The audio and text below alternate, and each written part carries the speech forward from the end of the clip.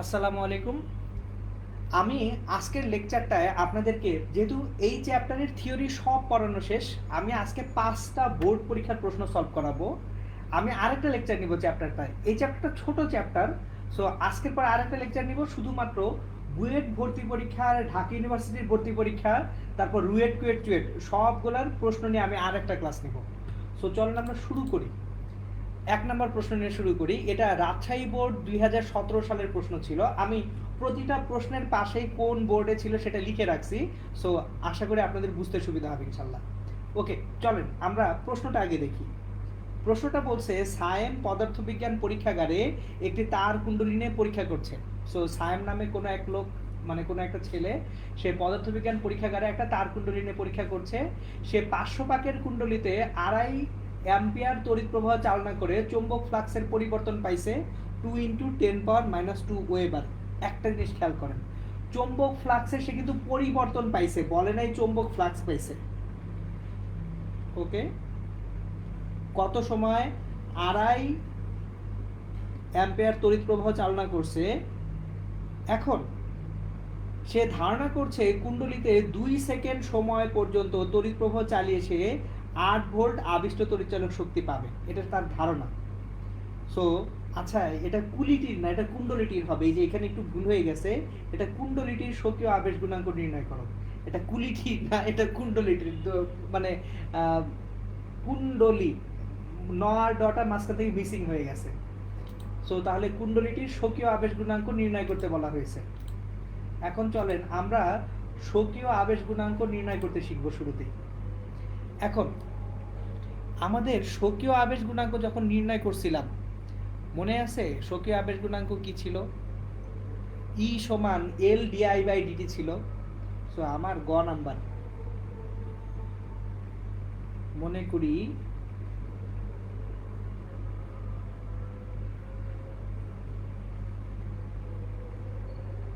কুণ্ডলীর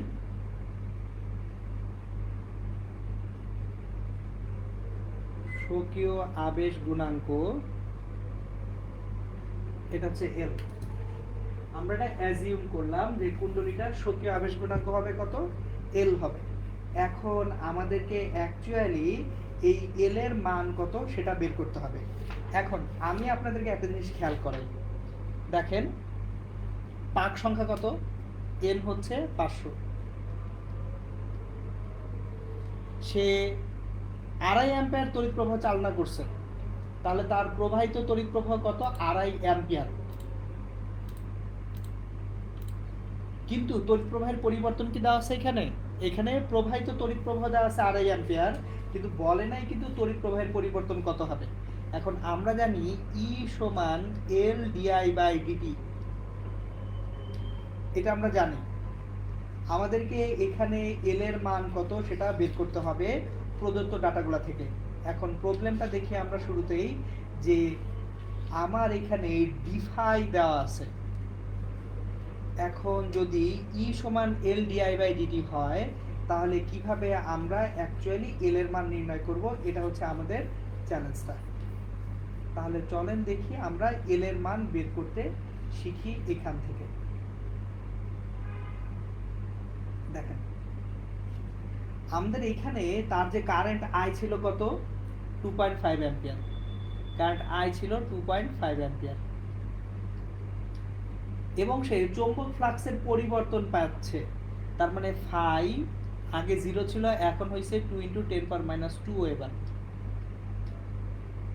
একটা জিনিস খেয়াল করেন, আমি আপনাদের কিন্তু একটা জিনিস পড়াইছিলাম, সেটা হচ্ছে ফাই যে চৌম্বক ফ্লাক্স, মোট ফ্লাক্স এন ফাই সমান এল আই, এটা আমি আপনাদেরকে পড়াইছিলাম। এন ফাই সমান কত? L I. তাহলে একটা পাকের জন্য আমরা যদি চিন্তা করি, তাহলে যদি আমরা একটা পাকের জন্য চিন্তা করি এন এর মান 1, কিন্তু এন ফাই সমান এল আই যদি হয়, এন ফাই সমান এল আই, এন কত? 500, ফাই 2 × 10⁻² সমান এল কত জানি না, আই হচ্ছে 2.5। তাহলে এল এর মান এখানে আসবে, এল এর মান আসবে হচ্ছে এখানে 1000 × 10⁻², মানে 10/2.4, 4 হেনরি। দেখেন এই যে সবসময় খালি ই সমান এল ডিআই বাই ডিটি যদি মাথায় ঘুরে তাহলে কিন্তু আমরা ঝামেলায় পড়ব। আমাদের এখানে এই যে দেখেন এন ফাই সমান এলআই, এই থিওরিটা আমি আপনাদেরকে পড়াইছিলাম কি পড়ানোর সময়, স্বকীয় আবেশ গুণাঙ্ক পড়ানোর সময় পড়াইছিলাম যে কোনো একটা কুণ্ডলীর নিজস্ব প্রবাহের জন্য কুণ্ডলীতে যে পরিমাণ তড়িৎচালক শক্তি আবিষ্ট হবে সেটা তার স্বকীয় আবেশ। ওকে, এখন দেখেন সায়েম একটা ধারণা করছিল, সায়েমের ধারণার যথার্থতা আমাদেরকে যাচাই করতে হবে যে সায়েমের ধারণাটা কি ঠিক ছিল নাকি ভুল ছিল। তাহলে চলেন আমরা সায়েমের ধারণার যথার্থতাটা যাচাই করি। ঘ নাম্বার কি ধারণা করছিল সায়েম? সায়েম ধারণা করছিল যে সে যদি 2 সেকেন্ড সময় পর্যন্ত তড়িৎ প্রবাহ চালায় তাহলে সে 8 ভোল্ট তড়িৎচালক শক্তি পাবে। সে 2 সেকেন্ড পর্যন্ত যদি তড়িৎ প্রবাহ চালায় তাহলে 8 ভোল্ট পাবে। এখন আমরা দেখি ই সমান N d phi by dt, N হচ্ছে 500, ডি ফাই 2 × 10⁻², ডিটি কয় সেকেন্ড? 2 সেকেন্ড, তাহলে 500 × 10⁻², 5 ভোল্ট। সায়েম ধারণা করছে কয় ভোল্ট পাবে? 8 ভোল্ট পাবে, কিন্তু পাচ্ছে কত? Actually 5 volt. তাহলে সায়েমের ধারণা যথার্থ নয়, সায়েমের ধারণা কি নয়? যথার্থ নয়। ওকে, এটা গেল হচ্ছে আমাদের প্রথম প্রবলেম। এখন আসেন আমরা দ্বিতীয় প্রবলেমে যাই। কোশ্চেন নাম্বার 2, আজকের কোশ্চেন নাম্বার 2, এটাও রাজশাহী বোর্ডের। ভাই কেন রাজশাহী বোর্ডের কোশ্চেন সব আনতেছেন?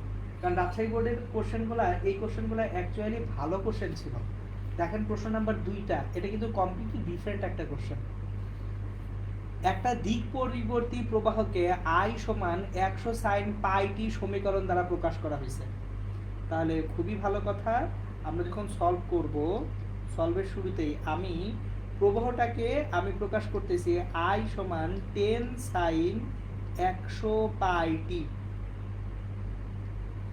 দেখেন আমরা পড়ে আসছি আই সমান I0 সাইন ওমেগা টি, তাহলে এখানে ওমেগা ইকুয়ালস টু 100 পাই। এখন ওমেগা সমান আবার কি 2 পাই এফ না? এটা সমান 100 পাই।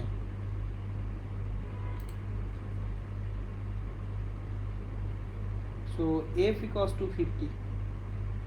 ফ্রিকোয়েন্সি বা কম্পাঙ্কটা হচ্ছে 50, আর আমার এখানে সর্বোচ্চ মান I0 হচ্ছে 10। এখন এইখানে একটা জিনিস খেয়াল করেন কি বলছি, তড়িৎ প্রবাহের মান 0 থেকে শীর্ষ মানে পৌঁছাতে কত সময় লাগবে? খুব ইন্টারেস্টিং কোশ্চেন। এটা আসলে কনসেপ্ট ছাড়া কেউই পারবে না। তড়িৎ প্রবাহের মান 0 থেকে শীর্ষ মানে পৌঁছাতে হবে। জিনিসটা খেয়াল করেন, এটা একটা সাইনোসয়েডাল ওয়েভ। তাহলে এটা যদি 0 টাইম হয়, এটা টাইম টি টাইম। তাহলে এই যে এইখানে মাঝখানে একটা t/যদি 2 হয়, এই টাইমটা কি t/4 না? তাহলে 0 থেকে শীর্ষ মানে পৌঁছতে সময় কত? t/4। 0 হতে শীর্ষ মানে পৌঁছাতে সময় t/4। এখন আমার টাইম পিরিয়ড t লাগবে, t equals to 1/f equals to 1/50, আর t/4 equals to 1/200 second. So তড়িৎ প্রবাহের মান শীর্ষ মানে পৌঁছাতে সময় লাগবে আমাদের 1/200 সেকেন্ড। ঠিক আছে, ওকে, এটা হয়ে গেল। এরপর আসি ঘ নাম্বারে। গ এর পরে ঘ নাম্বার কি বলছে দেখেন, গাণিতিক যুক্তির সাহায্যে দেখাও যে উদ্দীপকে বর্ণিত যে প্রবাহটা, এই প্রবাহটার জন্য এই প্রবাহটা যদি 10 ওহম রোধের কোনো 100 ওহম রোধের কোনো পরিবাহীর মধ্য দিয়ে চালনা করা হয়, 100 ওহম রোধের কোনো পরিবাহীর মধ্য দিয়ে চালনা করলে উত্তাপজনিত শক্তি ক্ষয়ের হার সেটা হবে হচ্ছে 5000 জুল পার সেকেন্ড। সো আমাদেরকে প্রমাণ করতে হবে যে উত্তাপজনিত শক্তি ক্ষয়ের হার হচ্ছে কত? 5000 জুল পার সেকেন্ড। খুবই ভালো কথা। এখন দেখেন আমি এই তড়িৎটাকে প্রবাহিত করব 100 ওহম রোধের মধ্যে দিয়ে। তাহলে যদি 100 ওহম রোধের মধ্যে দিয়ে প্রবাহিত করি, উত্তাপজনিত শক্তি ক্ষয়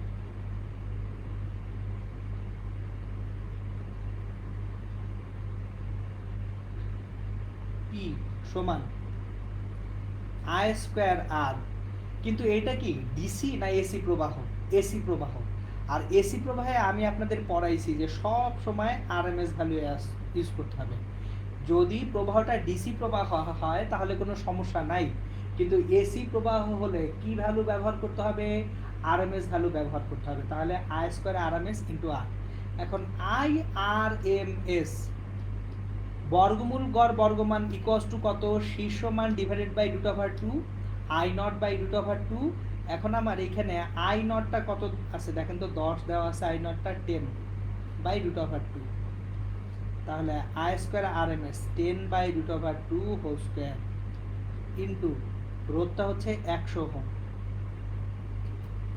তাহলে এই যে ব্যয়িত ক্ষমতা হচ্ছে ওয়াটে, ওয়াট। তার মানে 100 বাই 2 ইন্টু 100 ওয়াট, তার মানে 5000। এখন ওয়াটটি তো জুল পার সেকেন্ড লেখা যায়।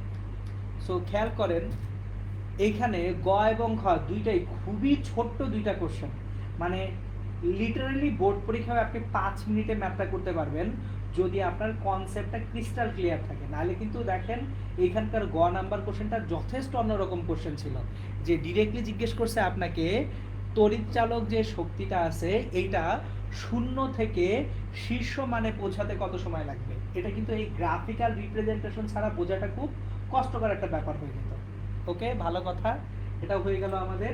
নেক্সট প্রবলেমে যাই, কোশ্চেন নাম্বার 3 দেখেন। আচ্ছা, এখানে যে গ্রাফটা আছে, গ্রাফটা একটু বেশি ছোট হয়ে গেছে। আমি একটু কোশ্চেনটাকে টেনে বড় করি গ্রাফটা বোঝার জন্য। আমাদের যেহেতু জায়গা আছে, বড় করতে সমস্যা নাই। ওকে, হোপফুলি এখন গ্রাফটা ইজিলি ভিজিবল। দেখেন এখন গ্রাফটা ভিজিবল হওয়ার কথা আমার যেটা মনে হচ্ছে। আচ্ছা, আরেকটা কাজ করতে পারি, গ্রাফটাকে আরো ভালোভাবে ভিজিবল করার জন্য আমি একটা কাজ করি।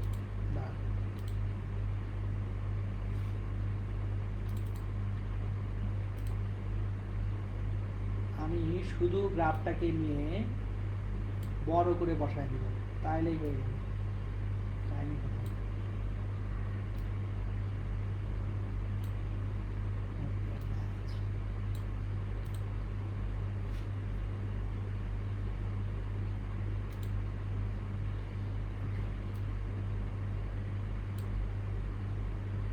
এখন দেখেন গ্রাফটা বড় হয়ে গেছে। এখন এই গ্রাফটাকে নিয়ে আমি এই কোশ্চেনে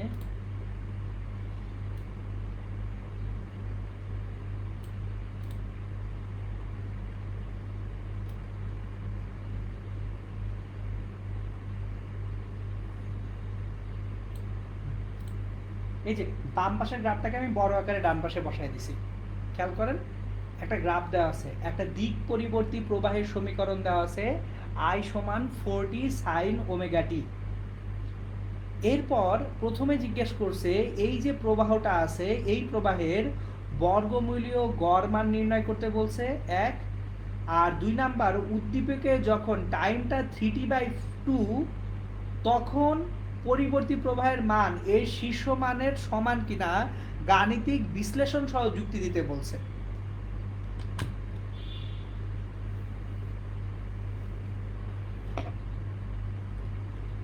সরি, দেখেন এখানে প্রশ্নটাকে একটু খেয়াল করেন। প্রশ্নটাই বলছে প্রথমে দিক পরিবর্তী প্রবাহের বর্গমূলীয় গড় মান নির্ণয় করো, মানে হচ্ছে বর্গমূল গড় বর্গমান বের করতে বলছে। এটা তো খুবই সহজ। গ নাম্বার হচ্ছে আমার দিক পরিবর্তী প্রবাহের বর্গমূলীয় গড় মান নির্ণয় করতে বলছে।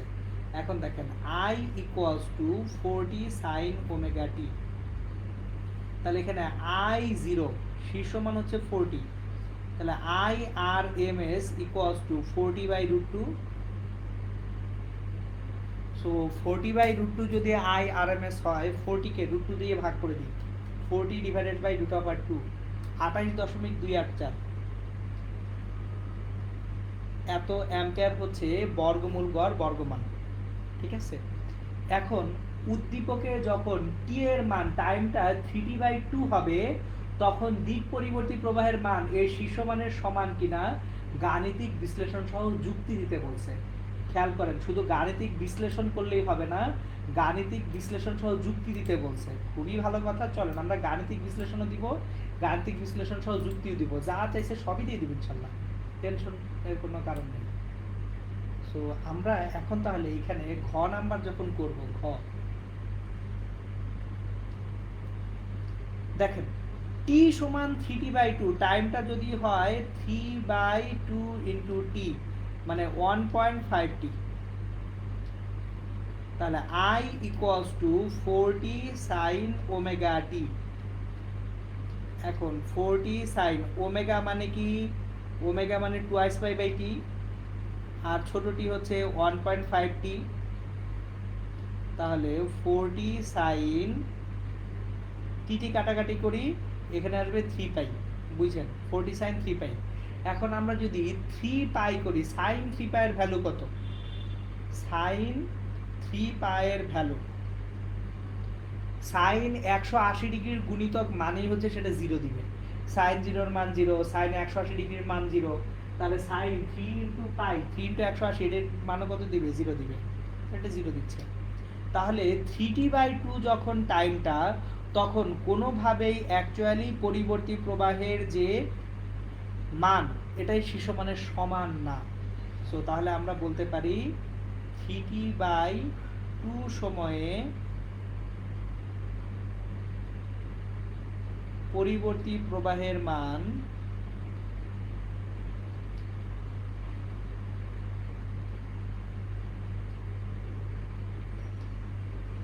শীর্ষ মানের সমান নয়।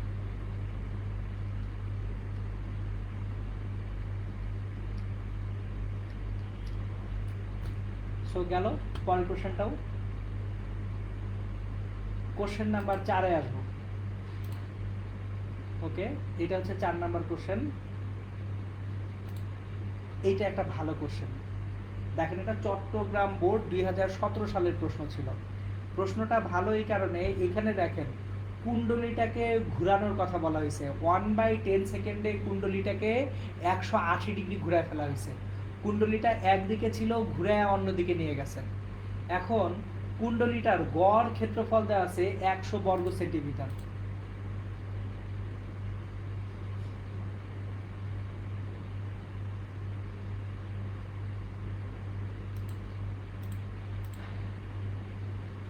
সামি ইসলাম, আপনি একটা জিনিসে ভুল করতেছেন, একটু খেয়াল করে দেখেন। এই সামি ইসলাম একটা কোশ্চেন করছেন যে ভাইয়া গ্রাফে তো 3t/4 এ দেখা যাচ্ছে শীর্ষমান। আরে ভাইয়া গ্রাফে 3t/4, ম্যাথ করছে কি 3t/4 এর জন্য নাকি 3t/2 এর জন্য? ম্যাথে তো 3t/2 টাইমে চাওয়া হয়েছে, গ্রাফে এখানে 3t/4 এ, হ্যাঁ ঠিক আছে, যদি টাইমটা 3t/4 হইতো তাহলে সেটার জন্য প্রবাহের মান শীর্ষমানের সমান হইতো, কিন্তু আমরা কি 3t/4 এ করছি নাকি 3t/2 তে করছি, সেগুলো একটু সাবধান হবেন। ওকে, দেখেন আমার একটা বদ্ধ কুণ্ডলী আছে, সেই বদ্ধ কুণ্ডলীর গড় ক্ষেত্রফল, বদ্ধ কুণ্ডলীর গড় ক্ষেত্রফল হচ্ছে 100 বর্গ সেন্টিমিটার। এখন 100 বর্গ সেন্টিমিটার বদ্ধ কুণ্ডলীর পাক সংখ্যা দেওয়া আছে 200, খুবই ভালো কথা। এখন এখান থেকে আমরা আগে শুরু করি গ নাম্বার, ক্ষেত্রফল এ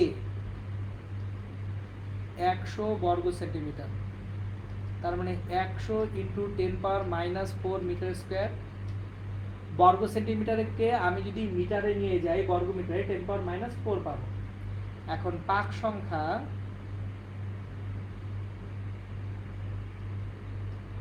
n সমান 200 এবং চৌম্বক ক্ষেত্র B 0.2 ইন্টু 10⁻⁻4 টেসলা। প্রথম কোশ্চেন হচ্ছে কুণ্ডলীতে আবিষ্ট তড়িৎচালক শক্তির গড় মান নির্ণয় করতে বলছে। এখন তড়িৎচালক শক্তির গড় মান, এটা কমপ্লিটলি ডিফারেন্ট একটা কোশ্চেন, এইটা একটু মনোযোগ দিবেন, আমি এটা স্লো যাব, খুবই স্লো যাব। দেখেন কুণ্ডলীকে আপনি 1/10 সেকেন্ডে কি করছেন, ঘুরাইছেন, কতটুকু ঘুরাইছেন, 180 ডিগ্রি। তাহলে 1/10 সেকেন্ডে ঘুরানো হয় 180 degree.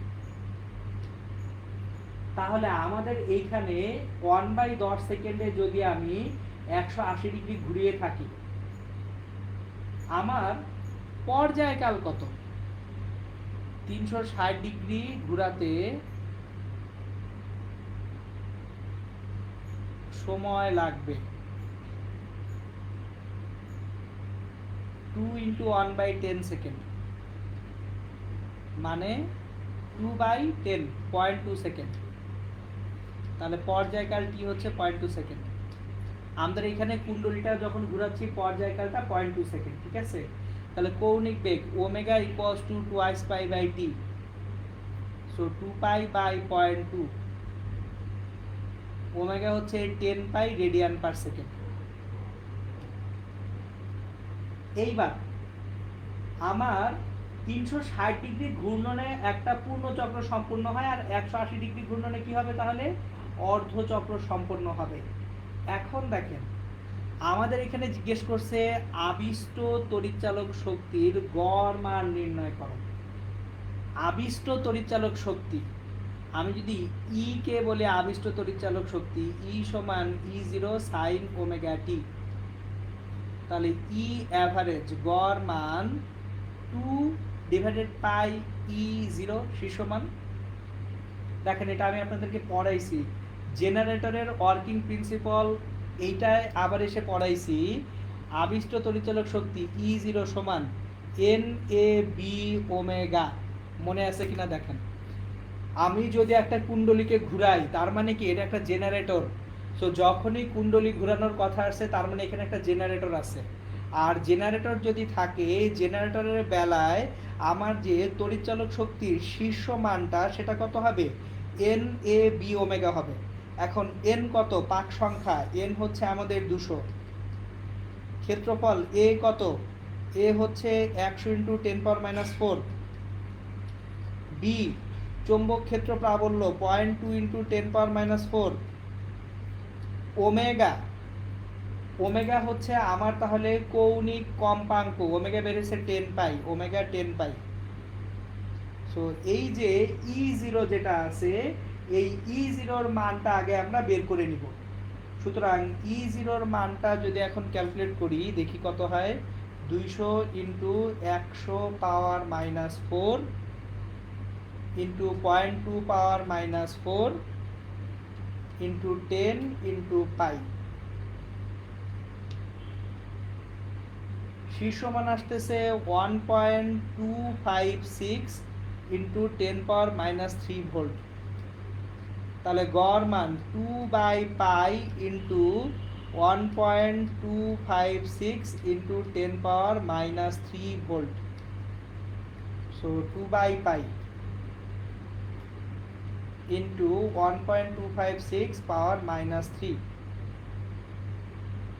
8 into 10 power -4 volt.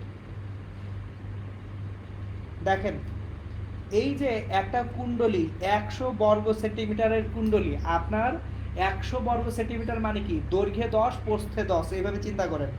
10/10 centimetre সাইজের একটা কুণ্ডলী, একেবারে ছোটও না কিন্তু। এইটাকে আপনি 1/10 সেকেন্ডে 180 ডিগ্রি ঘুরাইছেন, তারপরেও মাত্র 8 × 10⁻⁴ ভোল্ট কি উৎপন্ন হয়েছে? গড় তড়িৎচালক শক্তি উৎপন্ন হয়েছে। তার মানে দাঁড়াচ্ছে একটা জেনারেটর দিয়ে একটা বেশ বড় মানের ভোল্টেজ তৈরি করতে গেলে অনেক বেশি এনার্জি দিতে হবে, অনেক বেশি পরিশ্রম করতে হবে, ঠিক আছে? এখন দেখেন, এটা ছিল গ নাম্বার। এবার ঘ নাম্বার বলছে কুণ্ডলীকে যদি একই বেগে 360 ডিগ্রি ঘোরানো হয়, বেগ একই রেখে 180 ডিগ্রি না ঘুরে কত ঘোরাবেন? 360 ডিগ্রি ঘোরাবেন, তাহলে আবিষ্ট বিদ্যুৎ প্রবাহের প্রকৃতি কিরকম হবে? সো কুণ্ডলীকে আপনি 1/10 সেকেন্ড সময়ে 180 ডিগ্রি না ঘুরিয়ে ঘোরাবেন কত? 360 ডিগ্রি ঘোরাবেন। তাহলে আবিষ্ট তড়িৎচালক শক্তি কিরকম হবে এবং সেটার প্রকৃতি কিরকম হবে সেটা ব্যাখ্যা করতে বলা হয়েছে। ওকে, খুবই ভালো কথা। চলেন দেখি, কুণ্ডলীকে একই বেগে 360 ডিগ্রি ঘোরাবো। ঘ নাম্বার,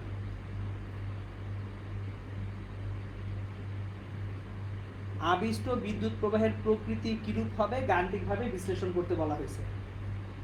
এখন একটা জিনিস খেয়াল করেন, আমরা 180 ডিগ্রি যখন ঘুরাইছি, এখন বলছে 360 ডিগ্রি ঘুরানো যখন হবে তখন কি হবে। তাহলে 360 ডিগ্রি যখন আমরা ঘুরাবো সেক্ষেত্রে আমাদের যে সময় লাগবে 360 ডিগ্রি ঘুরাতে,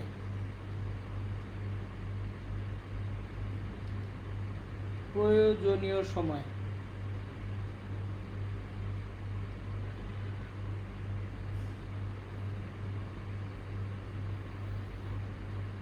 dt equals to 0.2 সেকেন্ড। কারণ 180 ডিগ্রি ঘোরাতে সময় লাগছিল 0.1 সেকেন্ড, 360 ডিগ্রি যেহেতু বেগ একই রাখছে, খেয়াল করেন একই বেগে, তাহলে 360 ডিগ্রি ঘোরাতে সময় বেশি লাগতেছে, এটা গেল dt। এখন দেখেন আবিষ্ট বিদ্যুৎ প্রবাহ E সমান মাইনাস d∅/dt না, আমরা E সমান পাবো মাইনাস d∅/dt। এখন আগে তাহলে আমাদের জানতে হবে ফ্লাক্সের পরিবর্তন কত, d∅ কত,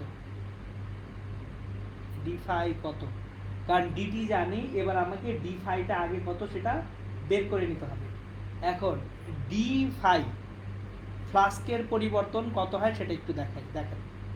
ধরেন একটা কুণ্ডলী, এইখানে কুণ্ডলীটা এইভাবে আছে, এরকম ভাবে ছিল,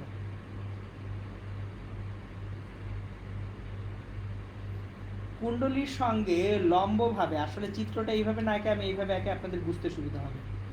কোন একটা কুণ্ডলী 10 সেন্টিমিটার বাই 10 সেন্টিমিটার সাইজের, এরকম একটা কুণ্ডলী, দৈর্ঘ্যে 10 সেন্টিমিটার, পাশেও 10 সেন্টিমিটার। বলছে এই কুণ্ডলীর মধ্য দিয়ে ক্ষেত্রের দিকের সাথে কিভাবে রাখা আছে, লম্বভাবে রাখা আছে। আমার তাহলে যে চৌম্বক বল রেখা এটা ক্ষেত্রের সঙ্গে কিভাবে আছে, এই যেভাবে লম্বভাবে আছে, চৌম্বক বল রেখা ক্ষেত্রের সাথে লম্বভাবে আছে, এটা হচ্ছে বি। এখন কুণ্ডলিকায় এখানে আমি ঘুরাইলাম, সম্পূর্ণ একবার ঘুরাবো, 360 ডিগ্রি ঘুরানো মানে কি সম্পূর্ণ একবার ঘুরায় আনা। এখন একবার যদি ঘুরায় আনি তাহলে কতটুকু ফ্লাস্কের পরিবর্তন হবে সেটা জানতে চাওয়া হয়েছে, যে ফ্লাস্কের পরিবর্তন কতটুকু হবে পুরো একবার ঘুরে আনা হবে। তাহলে আমি যদি পুরো একবার ঘুরে আনি, জিনিসটা বুঝছেন, আমার যে রকম ছিল এখন যেরকম ছিল 360 ডিগ্রি যদি ঘুরে আনি একই পরিস্থিতি আসে না। আমি যখন 360 ডিগ্রি ঘুরিয়ে আনবো তখন ফ্লাক্সের যে পরিবর্তন হবে NAB, আমার ফ্লাস্কের পরিবর্তন হবে N × AB। একবার ঘুরিয়ে আনলে মোট ফ্লাস্ক কতটুকু পরিবর্তন হবে, যেটুকু ফ্লাক্স ছিল সেটাই থাকবে, ফ্লাস্কের মোট ফ্লাক্সের পরিবর্তন হবে সিম্পলি NAB। এখন আমরা এইভাবে মনে রাখি d∅ change in flux equals to NAB cos θ। তাহলে আমার এখানে NAB cos 360 ডিগ্রি, cos 360 ডিগ্রির মান কত, অলওয়েজ 1। তাহলে এখানে আমরা যেটা পাবো n পাক সংখ্যা কত 200, a কত দেওয়া আছে, a দেওয়া আছে 100 × 10⁻⁴, আর b দেওয়া আছে 0.2 × 10⁻⁴। দেখেন এটা একটু কিন্তু বিদঘুটে অঙ্ক ছিল, আপনি ফ্লাস্কের পরিবর্তন কত সেইটা যদি ক্যালকুলেট না করতে পারেন ই ক্যালকুলেট করতে পারবেন না। ই তাহলে সরাসরি NAB cos θ, যেখানে n হচ্ছে পাক সংখ্যা, a হচ্ছে ক্ষেত্রফল, b হচ্ছে আপনার চৌম্বক ক্ষেত্র প্রাবল্য। সো এখান থেকে আমরা যেটা পাবো 200 100, 4টা শূন্য কাটাকাটি গেল, তাহলে 4 × 10⁻⁵ weber. So minus d∅ 4 × 10⁻⁵ divide by dt 0.2, তাহলে এখান থেকে পাবো মাইনাস 2 × 10⁻⁴ ভোল্ট।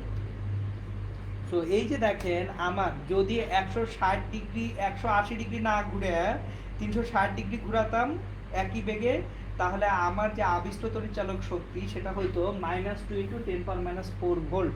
সুতরাং একে দেখেন আবিষ্ট তড়িৎচালক শক্তি কমে গেছে এবং সেটা কি হয়েছে, ঋণাত্মক হয়েছে।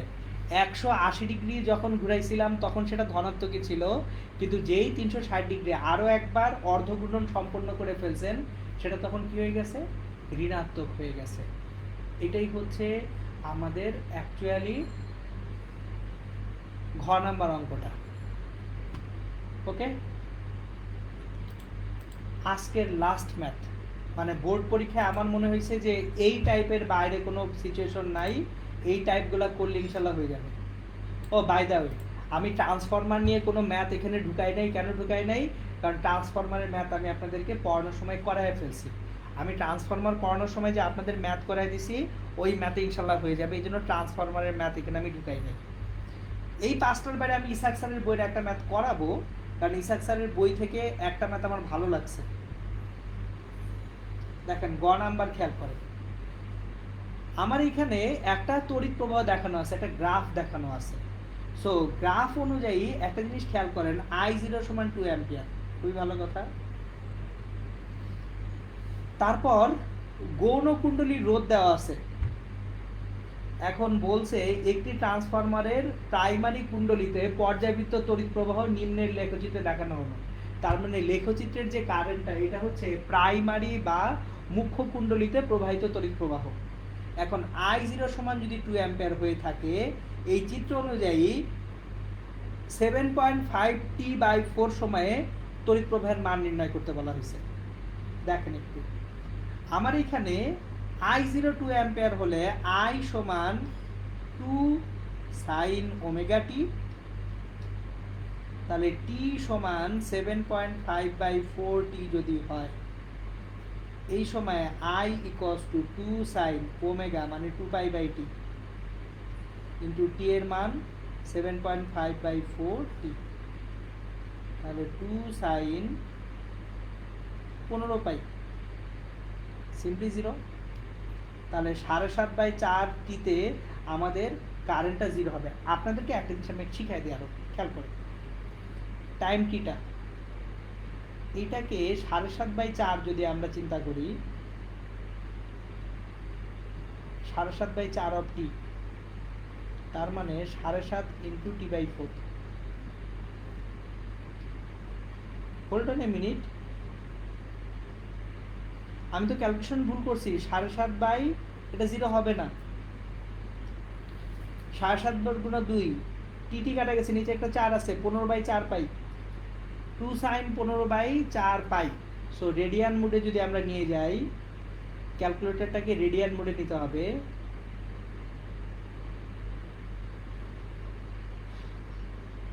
(15/4 × পাই sin 15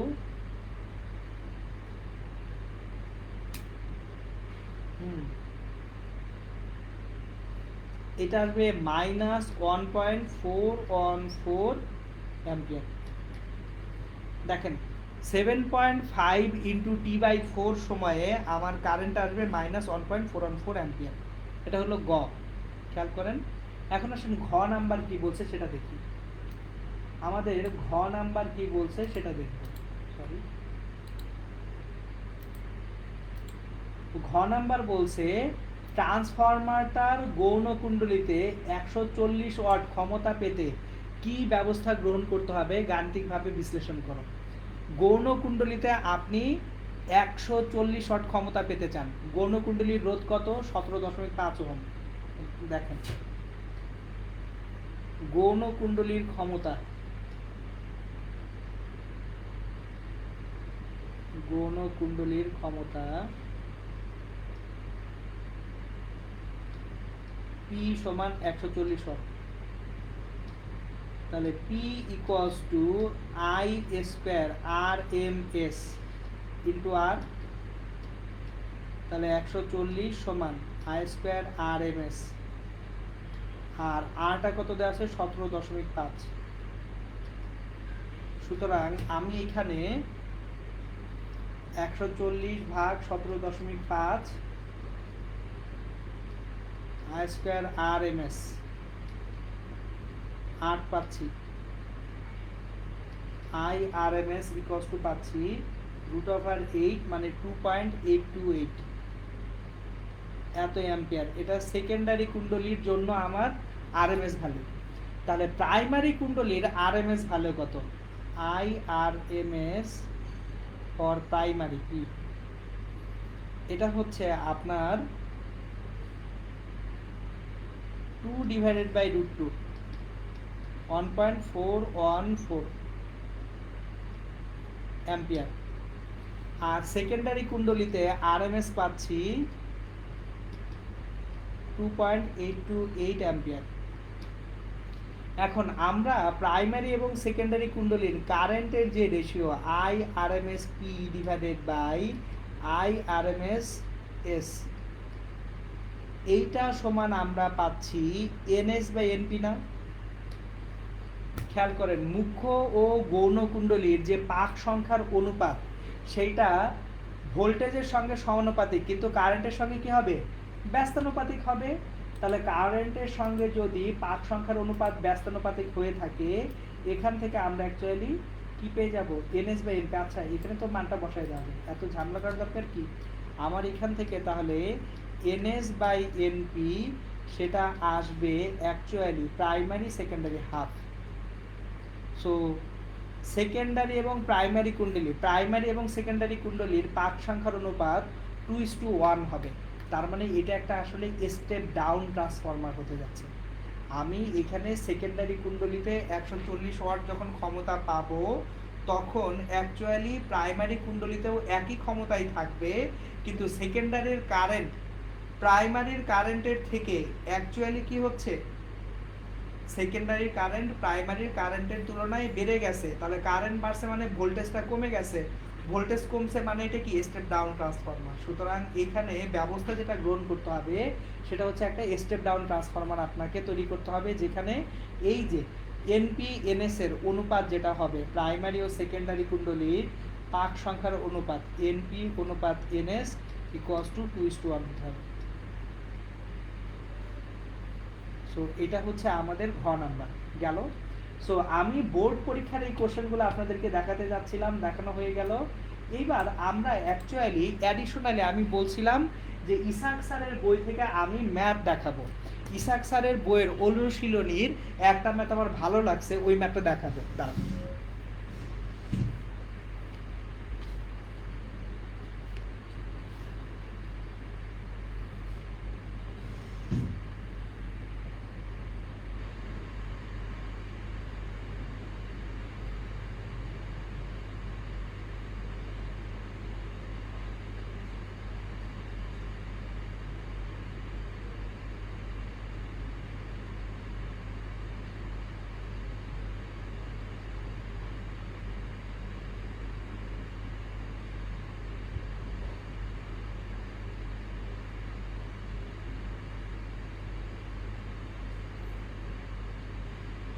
একটা মিনিট, আমি আপনাদেরকে কোশ্চেনটা আগে লিখে দিচ্ছি। এটা ইসাক স্যারের বইয়ের অনুশীলনীর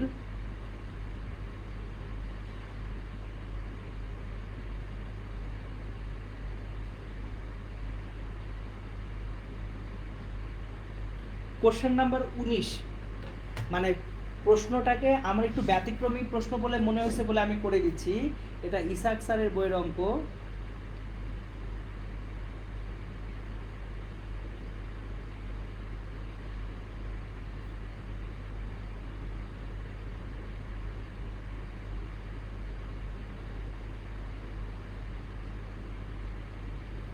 অনুশীলনীর এটা কত নাম্বার প্রশ্ন? 19 নাম্বার প্রশ্ন। আমি প্রশ্নটাকে আমি লিখতেছি, দেখেন।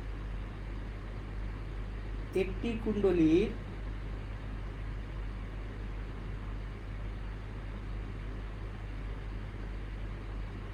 এল সমান 2 মিলি হেনরি, সক্রিয় আবেশ গুণাঙ্ক এল সমান 2 মিলি হেনরি। এরপর বলছে এর মধ্য দিয়ে প্রবাহ হলো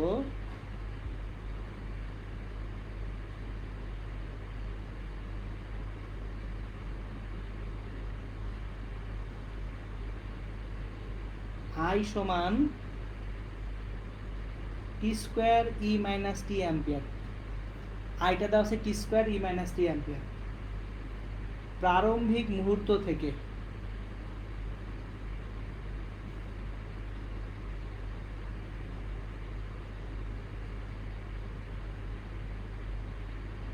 কত সময় পরে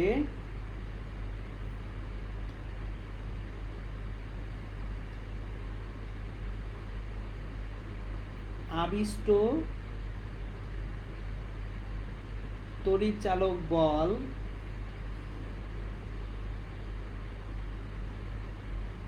শূন্য হবে? এটা একটা কোশ্চেন যেটা আমার কাছে খুব ভালো বলে মনে হয়েছে, দুর্দান্ত একটা কোশ্চেন। দেখেন, এল দেওয়া আছে, আই দেওয়া আছে, বলছে প্রারম্ভিক মুহূর্ত থেকে কত সময় পরে আবিষ্ট তড়িৎচালক বল শূন্য হবে। তাহলে আমার ই সমান 0 হইতে হবে, ই ইকুয়ালস টু 0 হইতে হবে। এখন ই সমান এল ডিআই বাই ডিটি। জিনিসটা কিচ্ছু না, জিনিসটা খুবই সিলে একটা কোশ্চেন, কিন্তু আমার ভালো লাগছে যে ফাংশন আকারে দেওয়া হয়েছে 2 milli henry 2 × 10⁻³ DI by DT D by DT of T square E minus T. তার মানে এখন আপনারা ডিফারেন্সিয়েট করবেন। 0 ইকুয়ালস টু 2 × 10⁻³ কে দূর করে দিই, 2t ই মাইনাস টি প্লাস অ্যাকচুয়ালি মাইনাস টি স্কোয়ার ই মাইনাস টি। এখন ই মাইনাস টি যদি কমন নেই, 2t মাইনাস টি স্কোয়ার সমান 0। তাহলে আইদার ই মাইনাস টি সমান 0 অথবা 2t মাইনাস টি স্কোয়ার সমান 0। এখন ই মাইনাস টি সমান 0 কখন হবে? অসীমে যে হবে। সো এটা থেকে তো কোনো বাস্তব সমাধান আমরা পাচ্ছি না, কিন্তু 2t মাইনাস টি স্কোয়ার সমান যদি 0 হয়, টি সমান 2 সেকেন্ড আমরা অ্যান্সার এখানে পেয়ে যাচ্ছি। তাহলে অ্যাকচুয়ালি 2 সেকেন্ড পরে আবিষ্ট তড়িৎচালক শক্তি কি হবে? শূন্য হবে। সো বেসিক্যালি এইটা ফিজিক্সের থেকে ম্যাথে ডিফারেন্সিয়েশনের প্রয়োগ বেশি হয়ে যায়। ঠিক আছে, ওকে।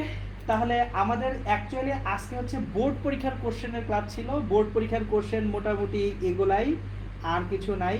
আমরা ইনশাল্লাহ আগামী ক্লাসে, মানে হচ্ছে আজকে রবিবার গেল, মঙ্গলবার আমি বুয়েট ভর্তি পরীক্ষার যে কোশ্চেনগুলো ছিল বা ডিউতে যে কোশ্চেনগুলো আসছে এইগুলা করাবো।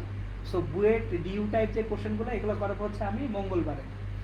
আর কেউ একটা কোশ্চেন করছেন, কোশ্চেনটা হচ্ছে এক্সট্রা ক্লাসটা যেটা আমার ক্লাস মিস হয়েছিল সেটা কবে হবে? ভাইয়া আমাদের মেকআপ ক্লাসটা কবে হবে? মেকআপ ক্লাসের শিডিউলটা খুব সম্ভবত আমি ইনশাল্লাহ বৃহস্পতিবারই নিতে পারবো, সেটা আমি মঙ্গলবার জানিয়ে দেবো ইনশাল্লাহ। সো যদি নেই, আশা করি ইনশাল্লাহ বৃহস্পতিবার বিকেলের দিকে নিব, তাহলে আমি জানিয়ে দিব মঙ্গলবার। ওকে, তাহলে আজকে এই পর্যন্তই। আমি পিডিএফগুলো এখনই গ্রুপে দিয়ে দিচ্ছি ইনশাল্লাহ, মেসেঞ্জার গ্রুপে এখনই পিডিএফগুলো দিয়ে দিচ্ছি। ওকে, তাহলে ইনশাল্লাহ সবাই ভালো থাকবেন, সুস্থ থাকবেন, সুন্দর থাকবেন। অনিরুদ্ধ সরকার অমলান, হ্যাঁ আপনি আমাকে মেসেঞ্জারে নক দিয়েছেন, আমি দেখছি, চেক করার সময় পাচ্ছি না ভাইয়া, কিছু জিনিস নিয়ে ব্যস্ততার কারণে। সো আমি ইনশাল্লাহ, আচ্ছা ফেসবুকে যারা আছেন তাদেরকে আল্লাহ হাফেজ বলতেছি, কারণ ক্লাস